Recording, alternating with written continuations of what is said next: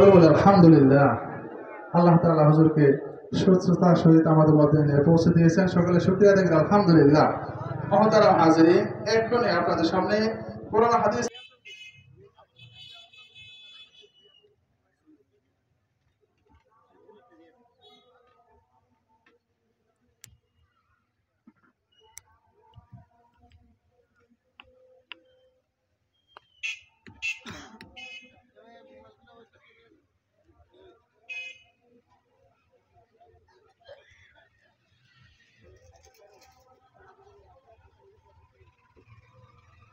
স্টেজের সামনে মানুষ নাই, মানুষ দেখানো স্টেজ নাই, এটা কেমন? আমি কি এদিকে ভিডিও বয়ান করতাম? ونستعينه ونستغفره ونؤمن به ونتوكل عليه ونعوذ بالله من شرور أنفسنا ومن سيئات أعمالنا من يهده الله فلا مضل له ومن يضلله فلا هادي له ونشهد أن لا إله إلا الله وحده لا شريك له ونشهد أن سيدنا ونبينا ومولانا محمدا عبده ورسوله صلى الله تعالى عليه وعلى آله وأصحابه وبارك وسلم. أما بعد فأعوذ بالله من الشيطان الرجيم. بسم الله الرحمن الرحيم.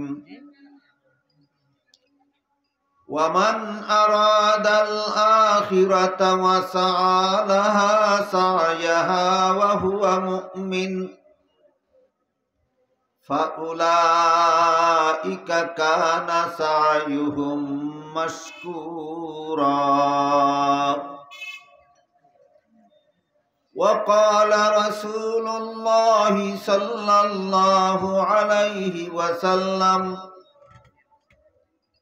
كل أمتي يدخلون الجنة إلا من أبى.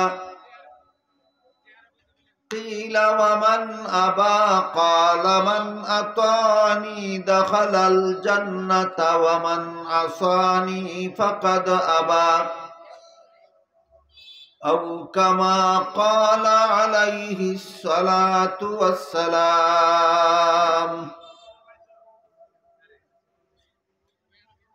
শ্রদ্ধেয় সভাপতি, হযরত উলামায়ে কেরাম, সম্মানিত সুধী সমাজ, এলাকার সর্বস্তরের মুসলমান ভাইয়েরা আমার ও আমার পর্দানিসীন মা ও বোনেরা, আমি আশা করি আপনারা জানেন যে আজকের এই মুবারক সভার আয়োজন আপনাদের এই প্রতিষ্ঠিত স্থানীয় একটা মাদ্রাসার পক্ষ থেকে করা হয়েছে। তাই প্রথমেই আমরা বুঝার চেষ্টা করি, আলাইহি ওয়াসাল্লাম বলেন, কুন আলিমান আও মুতাআল্লিমান আও মুস্তামিআন আও মুহিব্বান ওয়ালা তাকুন খামিসান ফাতাহলিক, আও কামা ক্বালা আলাইহিস সালাতু ওয়াসসালাম। এর অর্থ হলো, রাসূল বলেন, তুমি আলেম হও। আলেম হওয়াটা তোমার জন্য জাহান্নাম থেকে বাঁচার 1 নম্বর পথ। যাদের আলেম হওয়ার সুযোগ নাই তাদেরকে রাসূল বলেন, তুমি আলেমের ছাত্র হও। আলেমের ছাত্র হওয়াটা তোমার জন্য জাহান্নাম থেকে বাঁচার 2 নম্বর পথ। ছাত্র হওয়ার সুযোগও যাদের নাই তাদেরকে রাসূল বলেন, তুমি আলেমের কথা শোনো আর আলেমের কথা মতো চলো, এটা তোমার জন্য জাহান্নাম থেকে বাঁচার 3 নম্বর পথ। বুঝে থাকলে একটু দয়া করে বলেন তো, জাহান্নাম থেকে বাঁচার 3 নম্বর যে পথটা রাসূল উম্মতকে বলে দিয়েছেন, পথটা কি? আলেমের কথা শুনো, তাদের কথা মতো চল। তার কারণ হলো, মানুষের জীবনে যত কাজ আছে সবগুলি প্রথমত 2 প্রকার, হয়তো সংসারের কাজ আর না হয় ধর্মের কাজ। মানব জীবনের সকল কাজ কত প্রকার? 2 প্রকার, সংসারের কাজ আর না হয় ধর্মের কাজ। ধর্মের কাজ আলেমকে জিজ্ঞাসা করে কেন করব, এটার জবাব সহজ। ধর্মের কাজ কিভাবে করলে শুদ্ধ হয় আর কিভাবে করলে ভুল হয়, এটা আলেম ছাড়া কেউ জানে না। ধরেন আপনি উযু করবেন, কিভাবে উযু করলে শুদ্ধ হয় আর কিভাবে উযু করলে ভুল হয় বলেন তো, জানে কে? আলেমরা জানে। আলেমকে জিজ্ঞেস করে উযু করবেন। আপনি নামাজ পড়বেন, কিভাবে নামাজ পড়লে শুদ্ধ হয় আর কিভাবে নামাজ পড়লে ভুল হয় জানে কে? আলেমরা জানে। আলেমরা জিজ্ঞেস করে নামাজ পড়তে হবে। এইভাবে ধর্মের যত কাজ আছে সবগুলি শুদ্ধ হয় না ভুল হয়, যেহেতু আলেমরা ছাড়া কেউ জানে না, এই জন্য ধর্মের সকল কাজ আলেমকে জিজ্ঞাসা করে করতে হবে। বাকি রইল সংসারের কাজ। খাওয়া দাওয়া করা সংসারের কাজ, ঘুমানি সংসারের কাজ, পেশাব পায়খানা করা সংসারের কাজ। হাদিস শরীফে রাসূল করিম সাল্লাল্লাহু আলাইহি ওয়াসাল্লাম পেশাব পায়খানা করা সম্পর্কে বলেন, লা তাস্তাকবিলুল কিবলাতা ওয়ালা তাস্তাদবিরুহা। হে আমার উম্মত মুসলমানেরা, তোমরা কিবলা সামনে নিয়া অথবা কিবলাকে পিছন দিয়া পেশাব পায়খানা করবা না। কিবলা ডাইনে রাখিয়া অথবা কিবলা বায়ে রাখিয়া পেশাব পায়খানা করবা। কাজেই কিবলা সামনে নিয়া পেশাব পায়খানা করলেও গুনাহ হয়, কিবলাকে পিছন দিয়া পেশাব পায়খানা করলেও গুনাহ হয়। সুতরাং সংসারের কাজ কিভাবে করলে হালাল হয়, কিভাবে করলে হারাম হয়, এটাও আলেম ছাড়া কেউ জানে না। কাজে সংসারের কাজও আলেমকে জিজ্ঞাসা করে করতে হবে। আপনি খাওয়া দাওয়া করবেন, হাদিস শরীফে রাসূল করিম সাল্লাল্লাহু আলাইহি ওয়াসাল্লাম বলেন, যেই ব্যক্তি বাম হাতে খানা পিনা করে তার সাথে শয়তানে খায়। তাহলে বাম হাতে খানা খাওয়া দাওয়া করা জায়েজ না না জায়েজ? এটা তো একটা সংসারের কাজ। কিভাবে করলে জায়েজ হয়, কিভাবে করলে না জায়েজ হয়, এটা তো আলেম ছাড়া কেউ জানে না। সুতরাং আমার পেশাব পায়খানা করতে হবে আলেমদের কথা মতো, খানা পিনা করতে হবে আলেমদের কথা মতো, ঘুমাইতে হবে আলেমদের কথা মতো। হাদিস শরীফে রাসূল করিম সাল্লাল্লাহু আলাইহি ওয়াসাল্লাম এশার নামাজ পড়ার আগে ঘুমাইতে নিষেধ করেছেন। এশার নামাজের আগে ঘুমানি নিষেধ। কেন? যদি ঘুম না ছাড়ে তাহলে এশার নামাজ কাজা হয়ে যেতে পারে। কাজে আমি কোন সময় ঘুমাবো কোন সময় ঘুমাবো না এটা জানে কে? আলেমরা। কাজে ঘুমাইতে হবে আলেমদের কথা মতো। এই জন্য ধর্মের কাজ আলেমদের কথা মতো করব কেন? যেন আমার ধর্মের কাজটা সহি শুদ্ধ হয়, আমার এটা যেন ভুল না হয়। সংসারের কাজ আলেমদের কথা মতো করব কেন? যেন আমার সংসারের কাজটা হারাম না হয়, সংসারের কাজটা যেন হালাল হয়। বুঝে থাকলে বলেন, হারাম উপায়ে ঘুমাইবেন না হালাল উপায়ে ঘুমাইবেন? হালাল পদ্ধতি, হারাম পদ্ধতিতে খাইবেন না হালাল পদ্ধতিতে খাইবেন? হারাম পদ্ধতিতে পেশাব পায়খানা করবেন না হালাল পদ্ধতিতে? কেমনে করলে হালাল হয় আর কেমনে করলে হারাম হয় জানে কে? এই জন্য সংসারের কাজ আলেমকে জিজ্ঞাসা করে করতে হবে। এটা হইল যাদের জন্য আলেম হওয়ারও সুযোগ নাই, আলেমের ছাত্র হওয়ারও সুযোগ নাই, তাদের জন্য রাসূল বলেন জীবনের সকল কাজ আলেমকে জিজ্ঞাসা করে করো। এটা তোমার জন্য জাহান্নাম থেকে বাঁচার ৩ নম্বর পথ। এই ৩ নম্বর পথে আপনারা যারা মাদ্রাসায় লেখাপড়া করে আলেম হতে পারেননি এবং বর্তমানেও যারা মাদ্রাসায় ভর্তি হয়ে লেখাপড়া করার সুযোগ নাই, অনেক মানুষ আছে জীবনভর গৃহস্থী করে কাটায়, অনেক মানুষ আছে জীবনভর ব্যবসা করে কাটায়, এগুলি করতে হয়, সংসার চালাইতে হয়। সংসার চালাবার জন্য সারা জীবন গৃহস্থী করেন একদল মুসলমান আমাদের সমাজে। সংসার চালাবার জন্য একদল মুসলমান জীবনভর ব্যবসা করেন, অনেকে জীবনভর চাকুরি করেন, আবার কেউ কেউ স্কুল কলেজে লেখাপড়া করেন। আমি আপনাদের জিজ্ঞাসা করি, যারা গৃহস্থী করে, যারা জীবনভর ব্যবসা করে, যারা চাকুরি করে, যারা স্কুল কলেজে লেখাপড়া করে, এরা কি আল্লাহর বান্দা নয়? তারা কি নবীর উম্মত নয়? তাদের কি মরণ নাই? তাদের কি জাহান্নাম থেকে বাঁচার দরকার নাই? পথ চিনবে কিভাবে? আলেমদের কাছে। পথ চিনতে হইলে আলেমদের কাছে আসতে হবে, বসতে হবে, আলেমদের কথা শুনতে হবে। এই ব্যবস্থাটা সর্বস্তরের মুসলমানদের জন্য, এই ব্যবস্থাটা করার উদ্দেশ্যে মাদ্রাসার পক্ষ থেকে এই রকম সভার আয়োজন করা হয়। যারা গৃহস্থী করেন তারাও যেন এখানে আলেমদের কথা শুনবার সুযোগ পান, যারা জীবনভর ব্যবসা করেন তারাও যেন আলেমদের কথা শোনার সুযোগ পান, যারা চাকুরি করেন তারাও যেন আলেমদের কথা শোনার সুযোগ পান, যারা স্কুলে পড়ে, লেখাপড়া কলেজে পড়ে, ভার্সিটিতে পড়ে, তারাও যেন আলেমদের কথা শুনে জাহান্নাম থেকে বাঁচার পথে চলতে পারে। এক কথায় সর্বস্তরের মানুষকে জাহান্নাম থেকে বাঁচার পথ দেখাবার জন্য মাদ্রাসার পক্ষ থেকে এই সম্মেলনের আয়োজন করা হয়। এবার আমি আপনাদের সামনে পবিত্র কোরআনের যে আয়াত তিলাওয়াত করেছি, এই আয়াত সম্পর্কে কিছু কথা বলি।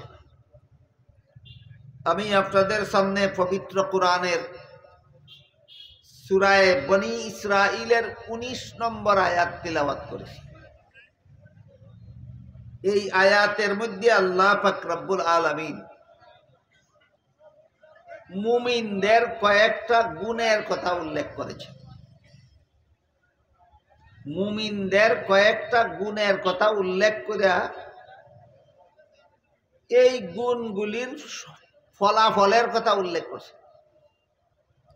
এক কথায় মুমিনের চরিত্র এবং তার ফলাফল বর্ণনা করছেন আল্লাহ সূরা বনী ইসরাঈলের ১৯ নম্বর আয়াতে। আল্লাহ বলেন, ওয়ামান আরাদাল আখিরাতা ওয়া সাআলাহা সায়াহা ওয়া হুয়া মুমিন। এর অর্থ হইল, কোন মানুষ যদি মুমিন হয় আর আমল বালা করে, সহি নিয়তে আমল করে এবং নবীর তরিকা মতে আমল করে, এই ৪ কাজ। মুমিন হওয়া, নেক আমল করা, সহি নিয়তে করা, নবীর তরিকা মতে করা, ক কাজ? ৪ কাজ। আল্লাহ বলেন, এই ৪ কাজ যারা করবে, এদের ৪ কাজের সুফল আমি আল্লাহর কাছে অবধারিত হয়ে থাকবে, অর্থাৎ এরা জান্নাতি হবে। ক কাজ করনেওয়ালাকে আল্লাহ জান্নাতি ঘোষণা দিয়েছেন? ৪ কাজ করনেওয়ালা জান্নাতি। ৪ কাজের প্রথম কাজ হইল মুমিন হওয়া। এই কাজ ৪টা আগে মনে রাখেন, এরপরে বিস্তারিত ভাবে শুনেন। ৪ কাজের প্রথম কাজ হইল মুমিন হওয়া। দ্বিতীয় কাজ হইল আমল ভালো করা, তৃতীয় কাজ হইল আমলটা সহি নিয়তে করা, চতুর্থ কাজ হইল আমলটা নবীর তরিকা মতে করা। কটা হইল? বলেন তো বুঝে থাকলে 1 নম্বর কাজটা কি? জান্নাত। এবার আমরা একটা একটা করে বুঝার চেষ্টা করি। মুমিন কারে কয়, নেক আমল কাকে বলে, সহি নিয়ত কাকে বলে, নবীর তরিকা কাকে বলে। আপাতত এতটুকু বুঝলাম, এই 4 কাজ ছাড়া জান্নাতে যাওয়ার উপায় নাই। ঈমান ছাড়া জান্নাতে যাওয়া যাবে না, নেক আমল ছাড়া জান্নাতে যাওয়া যাবে না, সহি নিয়ত ছাড়া জান্নাত পাওয়া যাবে না, নবীর তরিকা ছাড়া জান্নাত পাওয়া যাবে না। জাহান্নাম থেকে যাদের বাঁচার ইচ্ছা আছে, যাদের জান্নাতে যাওয়ার ইচ্ছা আছে, তারা 4 কাজ চিনতে হবে, 4 কাজ করতে হবে। 4 কাজ চিনতে হবে, করতে হবে। বুঝে থাকলে বলেন তো 4 কাজের সমস্ত মুমিন মুসলমানের জানা থাকা দরকার, ঈমান কাকে বলে। জিবরিল ফেরেশতা জিজ্ঞাসা করলেন, ঈমান কাকে বলে? রাসূল জবাব দিলেন, 6টা কথা বিশ্বাস করার নাম ঈমান। এই 6 কথার প্রথম কথা হইল আল্লাহ বিশ্বাস, আল্লাহর প্রতি বিশ্বাস। 2 নম্বর হলো আল্লাহর ফেরেশতাগণ বিশ্বাস করা। 3 নম্বর কথা হলো কুরআন বিশ্বাস করা, আসমানি কিতাব বিশ্বাস করা। 4 নম্বর কথা হইল নবী রাসূল বিশ্বাস করা। 5 নম্বর কথা হইল তাকদীর বিশ্বাস করা। 6 নম্বর আখিরাত বিশ্বাস করা, পরকাল। কথা হইল আল্লাহ বিশ্বাস, ফেরেশতা বিশ্বাস, কুরআন বিশ্বাস, নবী রাসূল বিশ্বাস, তাকদীর বিশ্বাস, আখিরাত বিশ্বাস। রাসূল বলেন, এই 6টা কথা বিশ্বাস করার নাম ঈমান। এই 6টা কথা যে বিশ্বাস করে সেই মুমিন। 6টা কথা যে বিশ্বাস করে সেই মুমিন। আমাদের সমাজে এই 6 কথা বিশ্বাস করলে যে মুমিন হয়, এইটুকু কথাও অনেকে জানে না। না জানার কারণে অনেক মুমিনকে এরা কাফির বলে। মুমিনকে কাফির বলে কেন? কারণ সে নিজেই জানে না মুমিন কাকে বলে। এটা একটা মূর্খতা। এই মূর্খতা সমাজ থেকে দূর হওয়া দরকার। সমাজের সমস্ত মুসলমানের জানা থাকা দরকার মুমিন কাকে বলে। যে 6 কথা বিশ্বাস করে তাকে মুমিন বলে। আমি বলেছি না, সমস্ত মুসলমানদের নবী বলেছেন, সমস্ত মুসলমানদের নবী বলেছেন, এই 6 কথা যে বিশ্বাস করে তাকেই মুমিন বলে। এই 6 কথা একটা কলেমার মধ্যে উল্লেখ আছে। কলেমাটার নাম ঈমানে মুফাসসাল। আপনাদের জানা থাকতেও পারে। আমার ছোটবেলায় দেখতাম কোন মুসলমানের ছেলে মেয়ে এমন থাকতো না যাকে এই কলেমা শিক্ষা দেওয়া না হয়। প্রত্যেকটা মুসলমানের ছেলে মেয়েকে কলেমায়ে তয়্যিবা অর্থ সহ শিক্ষা দেওয়া হইতো, কলেমায়ে শাহাদত অর্থ সহ শিক্ষা দেওয়া হইতো, ঈমানে মুজমাল অর্থ সহ শিক্ষা দেওয়া হইতো, ঈমানে মুফাসসাল অর্থ সহ শিক্ষা দেওয়া হইতো সকালবেলার মক্তবে। আজকাল অনেক রকমের কিন্ডারগার্টেন স্কুল বেরিয়েছে, সকালবেলার ভোরবেলায় ওইগুলিতে ছেলে ফেলেদেরকে পড়ায়। যে কারণে ছেলেরা কিন্ডারগার্টেনে ভর্তি হইয়া আর কলেমা শিকার টাইম পায় না। এই কারণে এখনের যুগের অনেক নবীন বয়সের মুসলমানদের জিজ্ঞাসা করলে ঈমানে মুফাসসাল বলতে পারে না। এটা হলো গুরাত থেকে মুসলমান সন্তানকে ঈমান হারা করার একটা শয়তানি অপকৌশল। এই অপকৌশলের ব্যাপারে আপনাদের এই সতর্ক হওয়া দরকার। আপনার কলিজার টুকরা ছেলে, আপনার কলিজার টুকরা মেয়ে সকালবেলা কলেমা কালাম শিখবে, এইটা না শিক্ষা কিন্ডারগার্টেনে যাবে কেন? আপনার ছেলেকে আপনার মেয়েকে সকালবেলা কলেমা কালাম শিক্ষা দিন, 10টার সময় প্রাইমারি স্কুলে পাঠান। কিন্ডারগার্টেনে যা কিছু শিক্ষা দেওয়া হয় প্রাইমারি স্কুলে তার সবটুকুই শিক্ষা দেওয়া হয়। কাজেই কিন্ডারগার্টেনে পাঠাইয়া ছেলে মেয়েরে কলেমা কালাম থেকে বঞ্চিত করবেন না, ঈমান থেকে বঞ্চিত করবেন না। তো এই ঈমানে মুফাসসল হইল 4 নম্বর কলেমা। 1 নম্বর হইল কলেমায়ে তয়্যিবা, 2 নম্বর কলেমায়ে শাহাদত, 3 নম্বর ঈমানে মুজমল, 4 নম্বরে ঈমানে মুফাসসল। 4 নম্বর কলিমার মধ্যে এই 6 কথা উল্লেখ আছে।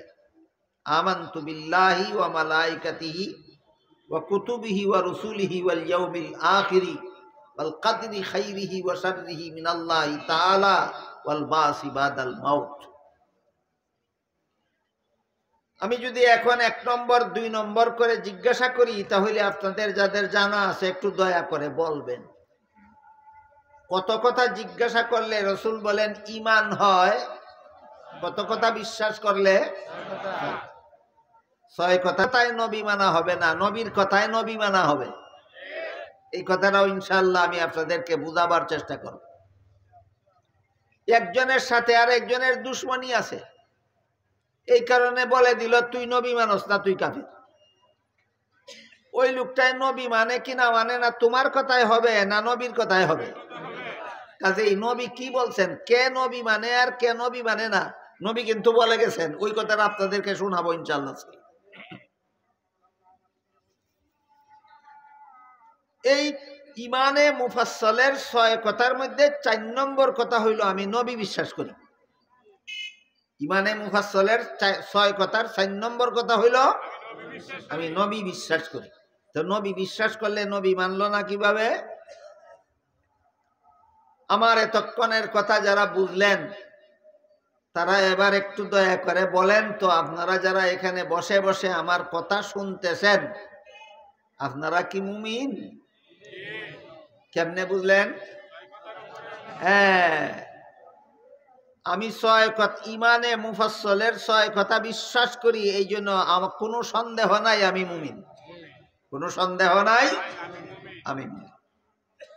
এরপরে আরেকটা কথা শুনি, মুমিন যারা তাদেরকেই মুসলমানও বলা হয়। মুমিনদেরকেই কি বলা হয়? মুসলমান বলা হয়। যে মুমিন না, যে মুসলমান না, তারে কাফির বলা হয়।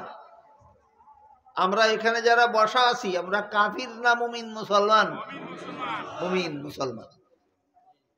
এরপরের কথা হলো, এক হাদিসে উল্লেখ আছে রাসূল করিম সাল্লাল্লাহু আলাইহি ওয়াসাল্লাম বলেছেন, আমার মুসলমান উম্মত 73 দলে বিভক্ত হইয়া 72 দল মুসলমান উম্মত আমার জাহান্নামে যাবে, 1 দল উম্মত মুসলমান আমার জান্নাতে যাবে। মুসলমান কত দল হইব রাসূল কইছেন? 73। এর মধ্যে 72 দল মুসলমান যাবে জাহান্নামে, 1 দল মুসলমান যাবে জান্নাতে।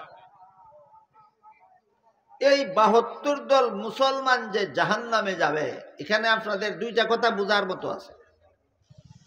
একটা কথা হইল এই 72 দল মুসলমান হইল কিভাবে? 6 কথা বিশ্বাস করিয়া। 72 দল মুসলমান হইল কিভাবে? 6 কথা বিশ্বাস করিয়া। 2 নম্বর কথা হইল মুসলমান হইয়া থাকলে জাহান্নামে যাবে কেন? কথা বুঝেন কিনা আপনারা আমার? মুসলমান হওয়া সত্ত্বেও এদেরকে আল্লাহ রসুল জাহান্নামে যাবে বলেছেন যে কারণে, সেটা হইল এরা 6 কথা সহি ব্যাখ্যা মতো বিশ্বাস করে না, এরা মন গড়া ব্যাখ্যা মতো 6 কথা বিশ্বাস করে। 2 কথার জবাব ভালো রকম জানা থাকা দরকার। 1 নম্বর কথা, রাসূল যে বললেন আমার 72 দল মুসলমান উম্মত জাহান্নামে যাবে, এখানে প্রথম কথা হইল এরা মুসলমান কেমনে হইল? 6 কথা বিশ্বাস করে। 2 নম্বর কথা হইল এরা জাহান্নামী কেন হইল? ছয় কথা সহি ব্যাখ্যা মতো বিশ্বাস করে না, ছয় কথা মন গড়া ব্যাখ্যা মতো বিশ্বাস করে। ছয় কথা বিশ্বাস করে কেমন ব্যাখ্যা মতো? মন গড়া ব্যাখ্যা মতো। তাহলে ছয় কথার সহি ব্যাখ্যা পাওয়া যায় কই? এটা এখন প্রশ্ন। ছয় কথার মন গড়া ব্যাখ্যা করলে তো জাহান্নামে যাওয়া লাগবে মুসলমান হওয়া সত্ত্বেও। এতক্ষণে তো এতটুকু বুঝলেন যে মুসলমানও যে ছয় কথা বিশ্বাস করে আমরা মুসলমান হইছি, এই ছয় কথা যদি মন গড়া ব্যাখ্যা মতো বিশ্বাস করি তাহলে মুসলমান হওয়া সত্ত্বেও জাহান্নামে যাওয়া লাগবে। কাজেই ছয় কথার সহি ব্যাখ্যা পাওয়া যায় কোথায়? সাহাবায়ে কেরাম জিজ্ঞাসা করলেন রাসূলকে, আলেমগণের কাছে যে সহি ব্যাখ্যা পাবো, আলেমগণ পাইলেন কোথায়? ওইটা বলতেছি আমি আপনাদের, একটু শুনুন। ছয় কথার সহি ব্যাখ্যা আমরা পাবো আলেমদের কাছে, আলেমরা পাইলেন কোথায়? ওইটাও বোঝা দরকার। সাহাবায়ে কেরাম রাসূলকে জিজ্ঞাসা করলেন, এর জবাবে রাসূল যা বলেছেন তার সার মর্ম হইল, ছয় কথার সহি ব্যাখ্যা পাওয়া যায় রাসূলের সুন্নতে আর সাহাবায়ে কেরামের জমাতে। ছয় কথার সহি ব্যাখ্যা পাওয়া যায় দুই ঠিকানায়। এক ঠিকানার নাম হইল নবীর সুন্নত, আর এক ঠিকানার নাম হলো সাহাবায়ে কেরামের জমাত। এই দুই ঠিকানা মতো যারা ছয় কথা বিশ্বাস করে এদের নাম আহলে সুন্নাত ওয়াল জামাত। বুঝে থাকলে বলুন, আহলে সুন্নাত ওয়াল জামাত প্রচারের জুড়ে হওয়া যায়, চিৎকার দিয়া হওয়া যায়, দাবি কইরা হওয়া যায়, সাফার জুড়ে হওয়া যায় না? ছয় কথার ব্যাখ্যা দুই ঠিকানার থেকে নিলে হওয়া যায়। ছয় কথার ব্যাখ্যা যদি নবীর সুন্নত থেকে তুমি গ্রহণ করো, ছয় কথার ব্যাখ্যা যদি সাহাবায়ে কেরামের জমাত থেকে গ্রহণ করো, তাইলে তুমি আহলে সুন্নাত ওয়াল জামাত। ছয় কথার ব্যাখ্যা যদি করো মন গড়া আর কো আমি আহলে সুন্নাত ওয়াল জামাত, তুমি আহলে সুন্নাত ওয়াল জামাত নামের দুঃখাবাজ।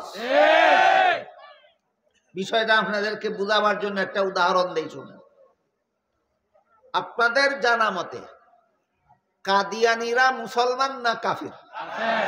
কোনো সন্দেহ নাই, কোনো সন্দেহ নাই কাদিয়ানীরা কাফির। কিন্তু এরা নিজেরার দলের নাম দিছে আহমদিয়া মুসলিম জমাত। মুসলিম জমাত অর্থ মুসলমানের দল, মুসলিম জমাত অর্থ মুসলমানের দল। এই কাফেরেরা নিজেদের দলের নাম মুসলমানের দল নাম দিল কেন? সরল মুসলমানকে দুঃখা দেওয়ার জন্য। আমার কথা বুঝেন আপনারা? কাফের কাদিয়ানীরা নিজেদের দলের নাম দিছে মুসলমানের দল। কাফের হইয়া মুসলমানের দল নাম দিল কেন? সরল মুসলমানকে দুঃখা দেওয়ার জন্য। ঠিক তেমনি ভাবে আমাদের সমাজে বেদাতীরা নিজের দলের নাম দিছে সুন্নি দল। আসলে বেদাতি দল নাম দিছে কি দল? কেন? কাদিয়ানীরা কাফের হইয়াও যে কারণে মুসলমানের দল নাম দিছে, ঠিক তেমনি ভাবে বেদাতীরা বেদাতি হইয়াও একই কারণে নিজের দলের নাম দিছে সুন্নি দল। কাদিয়ানীরা যেভাবে মুসলমান নয় কাফের, ঠিক তেমনি ভাবে বেদাতীরা সুন্নি নয় বেদাতি। ওরা মুসলমান নয়, ওরা কাফের, এরা সুন্নি নয়, এরা বেদাতি। এই জন্য সুন্নি বা আহলে সুন্নাত ওয়াল জামাত কাকে বলে এই বিষয়টা সর্বস্তরের মুসলমানের মধ্যে আলোচনা হওয়া দরকার, জানা দরকার, বোঝা দরকার। আমি যেন জাহান্নামী মুসলমান না হইয়া জান্নাতি মুসলমান হতে পারি, এই স্বার্থে বিষয়টা বোঝা দরকার। কোন মানুষ ইমানে মুফাসসালের ছয় কথা বিশ্বাস করলেই মুসলমান হয়, মন গড়া ব্যাখ্যা মতো বিশ্বাস করলে জাহান্নামী মুসলমান হয়, সহি ব্যাখ্যা মতো বিশ্বাস করলে জান্নাতি মুসলমান হয়। ইমানে মুফাসসালের ছয় কথার সহি ব্যাখ্যা দুই ঠিকানায় পাওয়া যায়। এক নম্বর ঠিকানার নাম নবীর সুন্নত, আর 2 নম্বর ঠিকানার নাম সাহাবায়ে কেরামের জামাত। এই জন্য নবীর সুন্নত থেকে যারা 6 কথার ব্যাখ্যা গ্রহণ করে, সাহাবায়ে কেরামের জৈল নবীর সুন্নত আর একটা আদর্শ হলো সাহাবায়ে কেরামের জামাত। কোন বেলায়? 6 কথার ব্যাখ্যার বেলায়, ইমানে মুফাসসালের 6 কথার ব্যাখ্যার বেলায় নবীর সুন্নত যদি আমার আদর্শ হয়, ইমানে মুফাসসালের 6 কথার ব্যাখ্যার বেলায় সাহাবায়ে কেরামের জামাত যদি আমার আদর্শ হয়, আমি চিৎকার দেওয়ার দরকার নাই, আমি অটোমেটিকলি আহলে সুন্নাত ওয়াল জামাত। আর যদি আল্লাহ বিশ্বাস করো মন গড়া ব্যাখ্যা মতো, ফেরেশতা বিশ্বাস করো মন গড়া ব্যাখ্যা মতো, কুরআন বিশ্বাস করো মন গড়া ব্যাখ্যা মতো, নবী রাসূল বিশ্বাস করো মন গড়া ব্যাখ্যা মতো, আর আকাশ ফাটা চিৎকার দিয়া বলো আমি সুন্নি, আমি সুন্নি, আমি সুন্নি। কাদ্যানীরা যেমন ভাবে বলে আমি মুসলমান, আমি মুসলমান, আমি মুসলমান, তোমার আমি সুন্নি ও কাদ্যানীদের স্লোগানের মতোই। এজন্য আমি আজকে আপনাদেরকে ইমানে মুফাসসালের কত কথা সহিহ ব্যাখ্যা মতো বিশ্বাস করলে আহলে সুন্নাতুল জামাত হয়। 6 কথা সহিহ ব্যাখ্যা কতদের? 6 কথার 4 নম্বর কথা কোনটা? 1 নম্বরে আল্লাহ বিশ্বাস করি, 2 নম্বরে ফেরেশতা বিশ্বাস করি, 3 নম্বরে কুরআন বিশ্বাস করি, 4 নম্বরে নবী রাসূল। 4 নম্বরে নবী রাসূল। আমাদের সমাজে 4 নম্বর লইয়া ওই ধাক্কা ধাক্কিটা বেশি। কেউ কেউ বলে আমি নবী মানি, তোরা নবী মানস না, আমার দলে নবী মানে, তোর দলে নবী মানে না, এরকম কথা বলে কিনা? আবার কয় তোরা নবী মানস না, তোরা ওয়াহাবি। নবী না মানলে ওয়াহাবি হয় না কাফির হয়? তুই ওয়াহাবি কি গোড়ার ডিম চিনস? নবী না মানলে আবার ওয়াহাবি কি? নবী মানলে তুই এটা মুসলমানই না। নবী না মানলে আবার ওয়াহাবি আর সুন্নি কি? নবী যে মানে না সে তো মুসলমানই না। কেতনা বড় গন্ড মূর্খ হইলে কইতে পারে তুই নবী মানস না, তুই ওয়াহাবি। নবী না মানলে ওয়াহাবি হয় না কাফির হয়? তুই ওয়াহাবি কসকার লেগে? নবী যে মানে না এত কাফির হবি? আপনারা এখানে যারা যারা বসা আছেন, একজন আছেন যে আপনি নবী মানেন না? তাহলে ওয়াহাবি কি আর কাফির কি? যে নবী মানেন সে তো কাফির হবি। এই জন্য এই 4 নম্বর নিয়ে যেহেতু আমাদের সমাজে ধাক্কা ধাক্কিটা বেশি, 4 নম্বর ব্যাপারটা নিয়ে আমরা সমাজে ধাক্কা ধাক্কিটা বেশি, এই জন্য নবী সম্পর্কে কিছু সহিহ ব্যাখ্যা আর কিছু মন গড়া ব্যাখ্যার আলোচনা করব, যেন আপনারা প্রত্যেকে যাচাই করতে পারেন, নিজের ইমান নিজে যাচাই করে বুঝতে পারেন যে আপনি মন গড়া ব্যাখ্যা মতো নবী মানেন না সহিহ ব্যাখ্যা মতো নবী মানেন। আপনারা সামনে যারা বলছেন, আপনাদের সামনে একটু ফাঁক জায়গা আছে, আমার মনে হয় একটু কষ্ট করিয়া সামনের ফাঁক জায়গাটা বন্ধ করলে পিছনে যারা জায়গা পাই।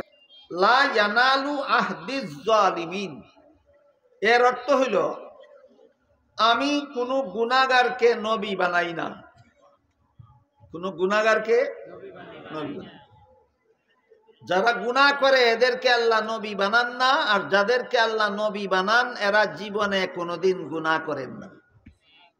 সুতরাং নবী সম্পর্কে একটা সহিহ ব্যাখ্যা হইল সমস্ত নবী রাসূলগণ আজীবন বেগুনাহ। যা নবী সম্পর্কে একটা সহিহ ব্যাখ্যা। নবী সম্পর্কে একটা সহিহ ব্যাখ্যা। কি ব্যাখ্যা?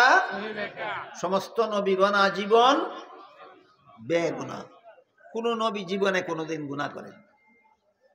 আল্লাহ দুনিয়াতে নবী পাঠান মানুষকে গুনাহ থেকে ফিরাবার জন্য। তিনি নিজেই যদি গুনাহ করেন অন্য মানুষের ফিরাইব কে?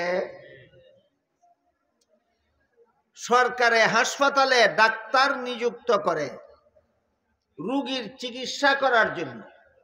ডাক্তার নিজেই রোগী হইলে অন্য রোগীর চিকিৎসা করব কে? ঠিক তেমনি ভাবে আল্লাহ দুনিয়াতে নবী পাঠান মানুষকে গুনাহ থেকে ফিরাবার জন্য। নিজেই যদি গুনাহ করেন অন্য মানুষের গুনাহ থেকে ফিরাইব কে? এই জন্য যুক্তিসঙ্গতভাবেও নবী বেগুনাহ, দলিল প্রমাণ সাপেক্ষেও নবীগণ বেগুনাহ। কোন নবী জীবনে কোনোদিন গুনাহ করেন না। আমার কথা বুঝে থাকলে বলুন তো, আপনারা কোন নবীকে গুনাহগার মনে করেন না সকল নবী বেগুনাহ? এটা হইল নবী রাসূল সম্পর্কে একটা সহিহ ব্যাখ্যা। কিন্তু বিভিন্ন নবীর জীবনে এমন কিছু ঘটনাও আছে যেইগুলিরে আপনি মন গড়া ব্যাখ্যা করলে নবীরে গুনাহগার সাব্যস্ত করতে পারবেন। সহি ব্যাখ্যা কইরা নবীরে গুনাহগার বানানি যাইতো না, মন গড়া ব্যাখ্যা করলে নবীরে গুনাহগার বানানি যাইব। এমন একটা মন গড়া ব্যাখ্যাও শোনাই। আল্লাহ পাক রব্বুল আলামিন পবিত্র কোরআনের বিভিন্ন আয়াতে বিভিন্ন বারবার বলেছেন, রাসূল তার বিভিন্ন হাদিসে বলেছেন, হযরত আদম আলাইহিস সালামকে আল্লাহ জান্নাতে দিয়া বলছিলেন সব গাছের ফলমূল খাও, একটা গাছের ফল খাইতে আল্লাহ নিষেধ করে দিয়েছে। আপনাদের কারো জানা থাকলে বলুন তো, আদম কি শেষ পর্যন্ত আল্লাহর নিষেধ রক্ষা করতে পেরেছিলেন না ইবলিসের দুকায় পরে লঙ্ঘন করেছিলেন? তাহলে আল্লাহর আদেশ, আল্লাহর নিষেধটা আদম রক্ষা করতে পারলেন না। ইবলিসের দুকায় ফিরে আদম আল্লাহর নিষেধ লঙ্ঘন করেছিলেন। এই পর্যন্ত কথা কোরআনেও আছে, হাদিসেও আছে। এই পর্যন্ত কথা কোরআনেও আছে, হাদিসেও আছে। এখান থেকে যদি আপনি মন গড়া ব্যাখ্যা শুরু করেন, যেমন এখন থেকে যেটা কইতেছি মন গড়া ব্যাখ্যা, বুঝালেন?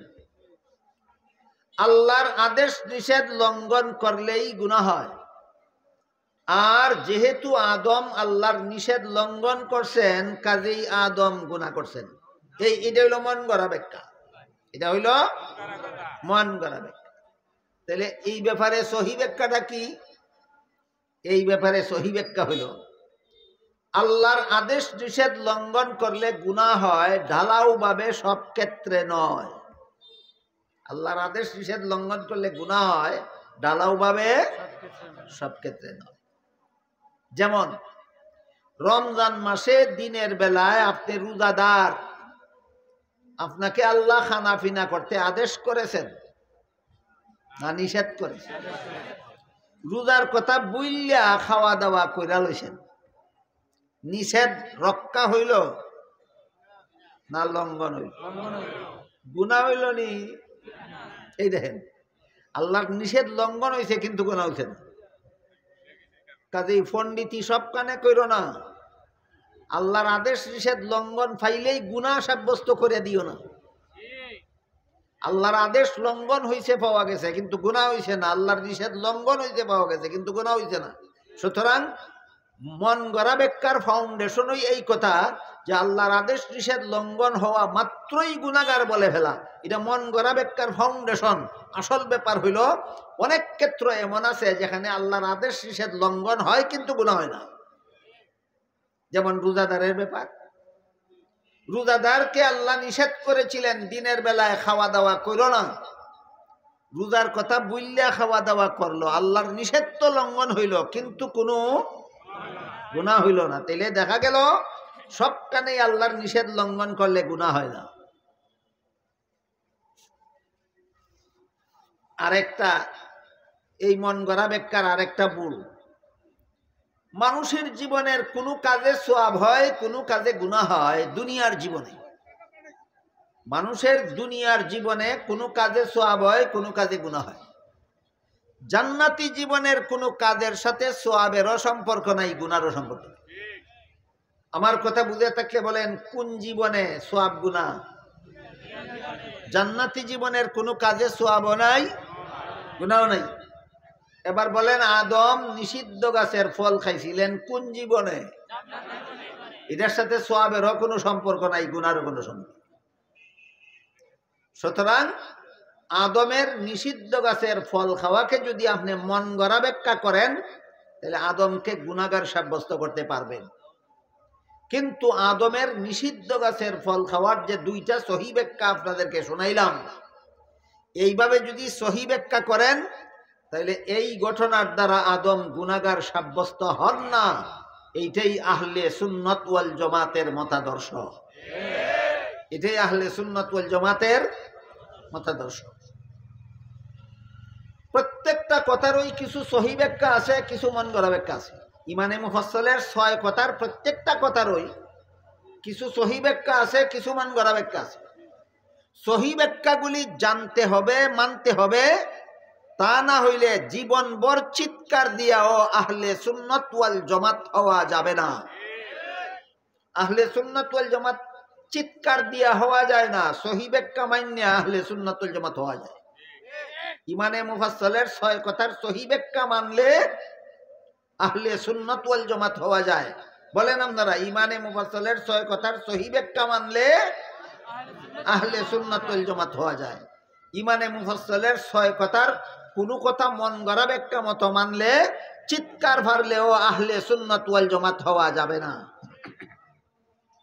নবী রাসূল সম্পর্কে 2 নম্বর সহিহ ব্যাখ্যা হলো হাদিস শরীফে রাসূল করিম সাল্লাল্লাহু আলাইহি ওয়াসাল্লাম বলেন, আল আম্বিয়াউ আহইয়াউন ফি কুবুরিহিম, নবী রাসূলগণকে দাফন করা মাত্রই আল্লাহ তাদেরকে জীবিত করে দেন। দাফনের পরে কোনো নবী মুর্দা থাকেন না। দাফনের পরে কোনো নবী মুর্দা থাকেন না। কাজেই দাফনের পরেও যদি আপনি নবীকে মুর্দা মনে করেন, আবার মন গড়া ব্যাখ্যা মতো নবী মানলেন। বলুন আপনারা, মন গড়া ব্যাখ্যা মতো নবী মানবেন না সহিহ ব্যাখ্যা মতো? নবী রাসূল সম্পর্কে 2 নম্বর সহিহ ব্যাখ্যা কি? দাফনের পরে আমার নবী মুর্দাই আছেন না জিন্দা অবস্থায় আছেন? হ্যাঁ, দাফনের পরে আমার নবী জিন্দা অবস্থায় আছেন। সমস্ত নবী দাফনের পরে জিন্দা।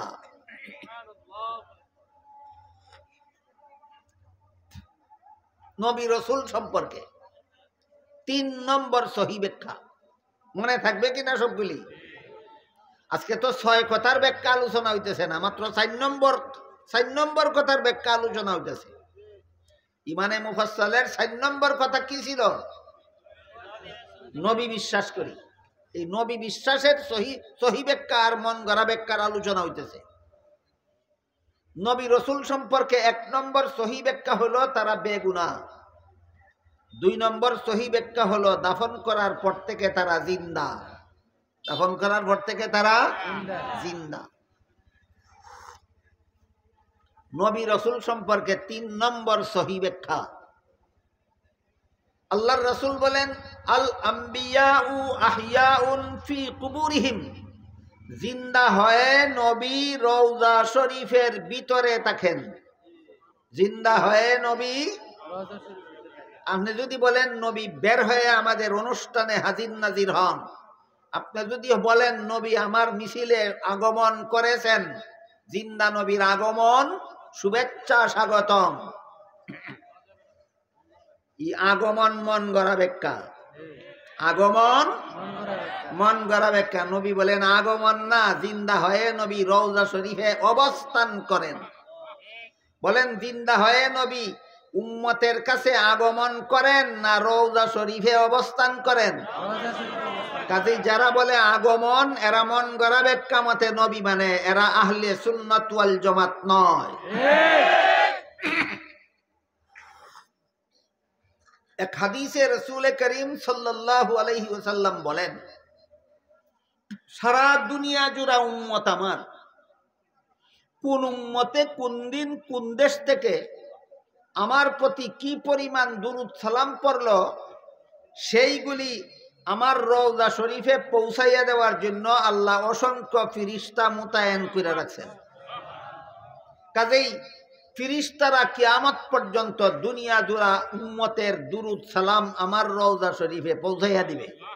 কিন্তু রাসূল বলেন, কিন্তু যে উম্মতে আমার রওজা শরীফের কাছে আইসা দুরূদ সালাম পড়বে, যে কোনো উম্মত যে কোনো সময় আমার রওজা শরীফের কাছে আইসা দুরূদ সালাম পড়লে আমি নিজের কানে শুনবো, নিজের মুখে জবাব দেব। এবার বলেন, যে কোনো উম্মত যে কোনো সময় মদিনা শরীফে গিয়া দুরূদ সালাম পড়লে নিজের কানে শুনবেন কেন? যেহেতু মাঝে মধ্যে তিনি আপনাদের এখানে আগমন করবেন না, সদা সর্বদা রওজা শরীফের ভিতরে থাকবেন। এটা আহলে সুন্নাত ওয়াল জামাতের আকীদা।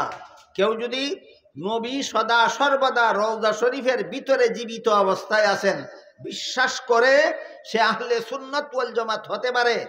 আর যদি নবী আমাদের এখানে আগমন করেন, আমাদের অনুষ্ঠানে আগমন করেন, আমাদের মিছিলে নবী আগমন করেন যে বিশ্বাস করে, সে মন গড়া ব্যাখ্যা মতো নবী মানে সে আর যাই কিছু হোক না কেন সে আহলে সুন্নাত ওয়াল জামাত হতে পারে না।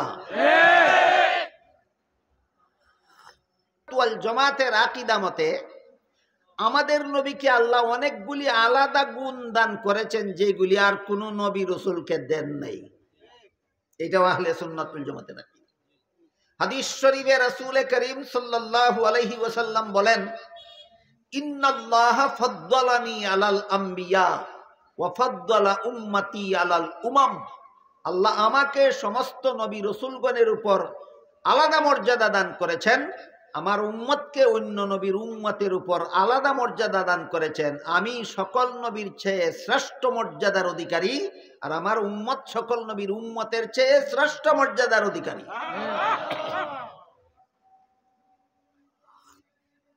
আমার কথা বুঝে থাকলে বলেন, সকল নবীর গুণ আর আমাদের নবীর গুণ এক না ভিন্ন? সকল নবীর গুণ আলাদা, আমাদের নবীর গুণ আলাদা। আমাদের নবীর আলাদা মর্যাদা আল্লাহ কি কি দিয়েছেন কোরআনে হাদিসে যেইগুলি উল্লেখ আছে, সারা রাত বললেও ফুরাইবে না, সারা রাত বললেও ফুরাইবে না। কিন্তু নবীর গুণ, নবীর মর্যাদা কোরআন হাদিসে যা আল্লাহ এবং আল্লাহর রাসূল বলেছেন, এইগুলি যারা পড়ে না, এইগুলি যারা শিখে না, এইগুলি যারা বুঝে না, এরা নবীর মর্যাদা আপনাদেরকে বুঝাতে গিয়া নবীরে আল্লাহর মর্যাদা দিয়া নেয়। নবীরে আল্লাহর মর্যাদা দিলে শানে রসুল হয় না, আল্লাহর সাথে শিরিক হয়। নবীকে আল্লাহর মর্যাদা দিলে শানে রসুল হয় না, আল্লাহর সাথে শিরিক হয়, শিরিক হয়। আল্লাহ পাক রব্বুল আলামিন কুরআনে বলেন, ইন্নাল্লাহা লা ইয়াগফিরু আন ইউশরাকা বিহি ওয়া ইয়াগফিরু মা দুনা যালিকা লিমান ইয়াশা। শিরিকের নিম্ন স্তরের গুনাহ আল্লাহ যাকে ইচ্ছা যখন ইচ্ছা মাফ করে দেবেন, কিন্তু শিরিক গুনাহ আল্লাহ কখনো কাউকে মাফ করবেন না। শিরিক গুনাহ কখনো আল্লাহ কাউকে মাফ করবেন না। এখন তো বুঝন লাগে শিরিক কারে কয়, শিরিক কারে কয়? যেই গুণ আল্লাহ ছাড়া আর কারো মধ্যে নাই, ওই গুণ অন্য কারো মধ্যে আছে মনে করার নাম শিরিক। ওই গুণ অন্য কারো মধ্যে আছে মনে করার নাম শিরিক। যেমন আসমান জমিন সৃষ্টি করার গুণ একমাত্র আল্লাহ। আসমান জমিন সৃষ্টি করার গুণ একমাত্র, বলবেন আসমান জমিন সৃষ্টি করার গুণ একমাত্র আল্লাহ। কেউ যদি বলে নবী আসমান সৃষ্টি করছেন, কেউ যদি বলে নবী তামাম জাহান সৃষ্টি করছেন, যদি কয়, বলেন আমার কথা বুঝে থাকলে কার গুণ কারে দিল? এইটার নাম শিরিক। তোমারে কে কইছে হেডমাস্টারি করতা? নবীর গুণ না শিক্ষা তাহলে সি হো গিয়া আল্লাহর গুণ কাইরা নবীরে দিতা, কে কইছে তোমারে?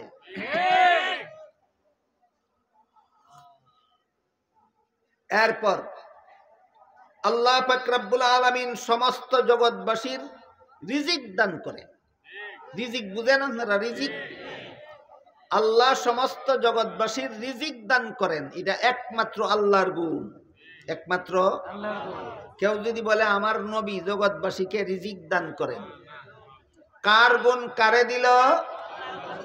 এটার নাম শিরিক, এটার নাম শিরিক। আপনি কি নবীর তাজিমের নামে শিরিক করবেন?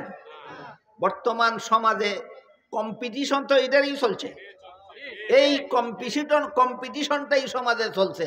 সমাজ রে দেখায় নবীরে মর্যাদা দেই, নবীরে সম্মান করি, এই কথা কইয়া সাধারণ মুসলমানকে দুঃখা দেয়, আর আল্লাহর গুণ নবীরে দিয়া শিরিকবাদ শিক্ষা দেয়।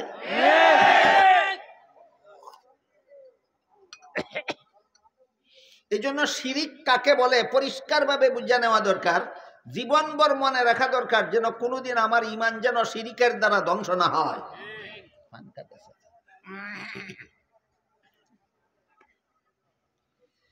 এবার বলেন তো, মানুষকে সন্তান দেওয়ার মালিক কে? একমাত্র আল্লাহ, একমাত্র আল্লাহ। যদি বলে আমার নবী আমাদেরকে সন্তান দান করেন, কি করলো? আল্লাহর গুণ নবীরে দিয়া নবীরে আল্লাহর শরীকদার বানাইলো। এটা নবীর তাজিম হইল না শিরিক হইল? সমাজে এইটাই চলছে। নবীর তাজিমের নামে শিরিকবাদ শিক্ষা দেওয়া হচ্ছে সর্বস্তরের মুসলমানদেরকে। আর কেউ টু শব্দটা করলে তারা ওয়াহাবি কাফির কইয়া কোনটাশা কইরা রাখা হইতাছে। সেজন্য মুখ খুলে আপনাদেরকে সতর্ক করতে না পারে। এই জন্য শিরিক কাকে বলে এইগুলি একটু পরিষ্কার ভাবে বুঝে রাখুন দরকার। আর আমাদের নবীর আলাদা গুণ না সকল নবীর সমান গুণ? আমাদের নবীর আলাদা কি কি গুণ আছে সেইগুলিও বুঝে রাখুন দরকার। ইমান হেফাজতের স্বার্থে, শিরিক থেকে ইমানকে রক্ষা করার স্বার্থে, সত্যিকারের আহলে সুন্নাত ওয়াল জামাত জানার স্বার্থে, বুঝার স্বার্থে, চিনার স্বার্থে। হাদিস শরীফে রাসূল করিম সাল্লাল্লাহু আলাইহি ওয়াসাল্লাম বলেন, ইন্নাল্লাহা ফাদ্দালানি আলাল আম্বিয়া ওয়া ফাদ্দালা উম্মতি আলাল উমাম।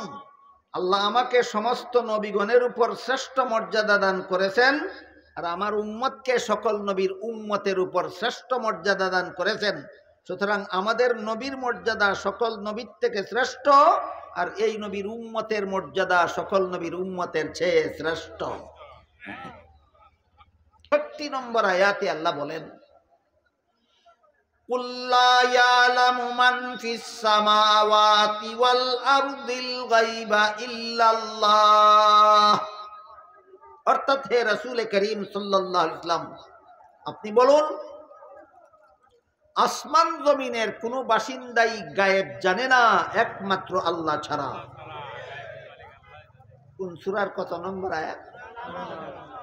সূরা নামলের 65 নম্বর আয়াতে আল্লাহ পরিষ্কার ভাষায় বলে দিয়েছেন, হে মুহাম্মদুর রাসূলুল্লাহ, আপনি বলে দিন, আমি আল্লাহ ছাড়া আসমানের কোনো বাসিন্দাও গায়েব জানে না, জমিনের কোনো বাসিন্দাও গায়েব জানে না। একটা কথা জিজ্ঞাসা করব, বলা ফিরে না বুঝলে জবাব দিবেন না, চুপ থাকবেন। আর জবাব দিলে বুঝা শুনে দিবেন। সেটা হলো, গায়েব জানে কে? হইল না? সূরা নমলের 65 নম্বর আয়াতে আল্লাহ পরিষ্কার ভাষায় বলে দিয়েছেন, গায়েব জানে একমাত্র আল্লাহ। এবার বলুন, একমাত্র আল্লাহর গুণটা অন্য কাউকে দেওয়ার নাম শানে রাসূল না শিরিক? এবার শুনুন, হযরত ইমাম আবু হানিফা রাহমাতুল্লাহি আলাইহি আহলে সুন্নাত ওয়াল জামাতের সবচেয়ে বড় ইমাম। ইমাম আবু হানিফা আহলে সুন্নাত ওয়াল জামাতের সবচেয়ে বড় ইমাম। তিনি আহলে সুন্নাত ওয়াল জামাতের আকীদা বিষয়ে কিতাব লিখেছেন, ফিকহে আকবর। এই কিতাবের ব্যাখ্যা গ্রন্থের নাম আছে শরহে ফিকহে আকবর। সেখানে উল্লেখ আছে, যাকারাল হানাফিয়্যাতু বিত-তাকফীর, যাকারাল হানাফিয়্যাতু তাসবিহান বিত-তাকফীর বিইতিকাদি আন্না আন-নাবিয়্য সাল্লাল্লাহু আলাইহি ওয়াসাল্লাম ইয়ালামুল গায়ব লিমুআরাদাতি কওলিহি তাআলা কুল লা ইয়ালামু মান ফিস সামাওয়াতি ওয়াল আরদিল গায়বা ইল্লাল্লাহ। এর অর্থ হলো, যেহেতু আল্লাহ সূরা নমলের 65 নম্বর আয়াতে পরিষ্কারভাবে বলে দিয়েছেন একমাত্র আল্লাহ ছাড়া জগতের কেউ গায়েব জানে না, সুতরাং যারা বলে নবী গায়েব জানে এরা কোরআন মানে না, আর যারা কোরআন মানে না তারা মুসলমান নয়, যারা মুসলমান নয় তাদের আবার সুন্নি কি আর ওয়াহাবি কি?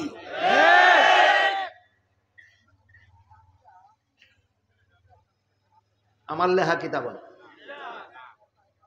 আহলে সুন্নাত ওয়াল জামাতের বড় ইমাম। আহলে সুন্নাত ওয়াল জামাতের বড় ইমামের নাম কি? তার লেখা কিতাবের নাম কি? ফিকহে। এই কিতাবের ব্যাখ্যায় উল্লেখ আছে, যেহেতু আল্লাহ সূরা নমলের 65 নম্বর আয়াতে বলে দিয়েছেন একমাত্র আল্লাহ ছাড়া জগতের কেউ গায়েব জানে না, সুতরাং যারা বলে নবী গায়েব জানে শানে রাসূল নয়, এটা শিরিক। যারা বলে নবী গায়েব জানেন এটা শানে রাসূল নয়, এটা শিরিক। তাদের ঈমান থাকে না। যাদের ঈমান থাকে না, তা তোমার নিজেরও ঈমান নাই, তোমার আবার সুন্নি কি আর ওয়াহাবি কি? এই কারণে নবী যে বলেছেন আমাকে আল্লাহ সমস্ত নবীগণের চেয়ে শ্রেষ্ঠ মর্যাদা দিয়েছেন, এই শ্রেষ্ঠ মর্যাদা কি আল্লাহটা নিয়ে দিতে হবে না নবীর আলাদা আছে? তা নবীরটা শিখো, আল্লাহটা কারাকারি করে নবীরে দেওয়ার জন্য তোমার কে কইছে? যদি নবীকে আল্লাহ কোরআনে কি কি আলাদা গুণ দান করেছেন, তোমার নবীর কি কি মর্যাদা হাদিসে আছে যদি না হইরা তাহ না শিক্ষা দাহ, সাবজেক্টটা বাদ দিয়ে অন্য সাবজেক্ট আলোচনা করো। লাগাল ফাওনা অঙ্গখানা চুল কাতে যাও কেন? নাগালে না ভাওয়া অঙ্গখানা চুল কাতে যাইও না। যেটা শিখছো না এটা মানুষকে শিখাইতে যাইও না, যেটা শিখতে যাইবে এটা আগে শিক্ষা লইও। এবার আমরা একটু বোঝার চেষ্টা করি, বেগুনাহ হওয়া আমাদের নবীর আলাদা গুণ না সকল নবীর গুণ? দাফনের পরে জিন্দা হয়ে যাওয়া আমাদের নবীর আলাদা গুণ না সকল নবীর গুণ? রওজা শরীফে ভিতরে থাকা আমাদের নবীর আলাদা গুণ না সকল নবীর গুণ? নবী যে বললেন আমাকে আল্লাহ আলাদা মর্যাদা দিচ্ছেন, সেইগুলি কোথায়? সেইগুলি কোথায়? সেইগুলির মধ্য থেকে আল্লাহ আমাদের নবীকে এমন কতগুলি গুণ দান করেছেন যেইগুলি আর কোনো নবী রসুলকে দান করেননি। ওইগুলি কোরআন হাদিস থেকে বিশুদ্ধভাবে আলোচনা করার নাম শানে রসুল। ওইগুলি কোরআন হাদিস থেকে আলোচনা করার নাম শানে রসুল। অন্য নবীর গুণ আলোচনা করলে ওইটা আমার নবীর শান নয়, আল্লাহর গুণ নবীরে দিয়া দিলে এইটাও আমার নবীর শান নয়। কথাটা কি আমি আপনাদেরকে বোঝাতে পারলাম? আল্লাহ পাক রব্বুল আলামিন আমাদের নবীকে যত আলাদা মর্যাদা দিয়েছেন, এর মধ্যে একটা মর্যাদা হলো, আমাদের নবীকে আল্লাহ যত আলাদা মর্যাদা দিয়েছেন এর মধ্যে একটা মর্যাদা, মেরাজের রাত্রে নবী যখন মক্কা শরীফ থেকে রওনা হইলেন, বাইতুল মুকাদ্দাসে গেলেন, আল্লাহ পাক রব্বুল আলামিন সমস্ত নবী রসুলগণকে সেখানে একত্র করে দিলেন। একজন নবীও বাদ ছিলেন না। এরপরে আল্লাহ হুকুম দিলেন সমস্ত নবীগণ কাতারবন্দি হয়ে দাঁড়াও, 2 রাকাত নামাজ জামাতের সাথে পড়ো। সমস্ত নবীগণ জামাতের সাথে 2 রাকাত নামাজ পড়ার জন্য দাঁড়ালেন। নামাজ জামাতে পড়তে ইমাম লাগেনি? ইমাম কে হবে এটা নিয়ে তারা ইতস্তত করতেছিলেন। একজনের মুখের দিকে আরেকজন তাকায়, আরেকজনের মুখের দিকে আরেকজন তাকায়, ইমাম কে হবে? জিবরিল ফেরেশতা আমাদের নবীর হাত মুবারক ধরে আগে বাড়াইয়া দিয়া কইলেন, আজকের এই পয়গাম্বরী নামাজের জামাতের ব্যবস্থা করা হয়েছে আল্লাহর পক্ষ থেকে সমস্ত নবীকে আপনার মুক্তাদি আর আপনাকে সকল নবীর ইমাম বানাবার জন্য। এই বলে আমাদের নবীর হাতে দিলে আগে বাড়াইয়া দিলেন। আমাদের নবী ইমাম হইয়া সকল নবী মুক্তাদি হইয়া 2 রাকাত নামাজ পড়লেন। তাহলে আমাদের নবীকে আল্লাহ অন্যান্য নবীর উপর যত আলাদা মর্যাদা দিয়েছেন এর মধ্যে একটা আলাদা মর্যাদা হলো ইমামুল মুরসালিন। ইমামুল মুরসালিন। আমার কথা বুঝে থাকলে বলুন, ইমামুল মুরসালিন অর্থ কি? সমস্ত নবী রসুলের ইমাম। এই মর্যাদা একমাত্র আমাদের নবী ছাড়া আর কাউকে আল্লাহ দান করেননি। আল্লাহর গুণ কাইরা নবীরে দিছি না? নবীরটাই সারা রাইতে কইয়া শেষ করা যায় না। আমাদের নবীকে আল্লাহ যত আলাদা মর্যাদা দিয়েছেন এগুলি সারা রাত বলতে থাকলে শেষ হবে না। আল্লাহর গুণ কাইরা নবীরে দিয়া শানে রসুলের নামে মিথ্যাবাদিতা করো কেন? তাহলে আল্লাহ পাক রব্বুল আলামিন আমাদের নবীকে যত মর্যাদা আলাদা মর্যাদা দান করেছেন এর মধ্যে একটা মর্যাদার হেডিং হইল ইমামুল মুরসালিন। আমাদের নবী মুহাম্মদুর রাসূলুল্লাহ সাল্লাল্লাহু আলাইহি ওয়াসাল্লামকে সমস্ত নবীগণের নবীও সাব্যস্ত করে দিয়েছেন এবং সমস্ত নবীগণকে আল্লাহ আমাদের নবীর উম্মতও সাব্যস্ত করে দিয়েছে। এটা কিভাবে? আল্লাহ কোরআনের এক আয়াতে বলেন, হযরত আদম আলাইহিস সালাম থেকে নিয়ে ঈসা আলাইহিস সালাম পর্যন্ত সমস্ত নবী রাসূলগণকে আমি আল্লাহ দুনিয়াতে পাঠাইছি মুহাম্মদুর রাসূলুল্লাহর উপর ঈমান আনার ওয়াদা নিয়া। সমস্ত নবীগণের কাছ থেকে আল্লাহ ওয়াদা নিয়ে দুনিয়াতে পাঠাইছেন, মুহাম্মাদুর রাসূলুল্লাহর উপর ঈমান আনবা, ওয়াদা করে যাও। এই ওয়াদা নেওয়ার উদ্দেশ্য হইল সমস্ত নবীগণকে আমাদের নবীর উম্মত বানাইয়া দেওয়া, আর আমাদের নবীকে সমস্ত নবীগণেরও নবী বানাইয়া দেওয়া। আমাদের নবী যেমন ভাবে সকল নবীর ইমাম, আর সকল নবী আমাদের নবীর মুক্তাদি, ঠিক তেমনি ভাবে আমাদের নবী সকল নবীর নবী, আর সমস্ত নবী হলেন আমাদের নবীর উম্মত। বলেন এটা আল্লাহর মর্যাদা নবীরে দেওয়া হইল না নবীর আলাদা মর্যাদা? এইভাবে নবীর আলাদা যত মর্যাদা আল্লাহ কুরআনে বর্ণনা করেছেন, সারা রাতও বলে শেষ করা যাবে না। হাদিসে আমাদের নবীর যত আলাদা মর্যাদার কথা উল্লেখ আছে, সারা রাতেও বলে শেষ করা যাবে না। আল্লাহর গুণ নবীরে দেওয়ার নাম শানে রসুল নয়, আল্লাহর গুণ নবীরে দেওয়ার নাম শিরিক। আল্লাহর গুণ নবীরে দেওয়ার নাম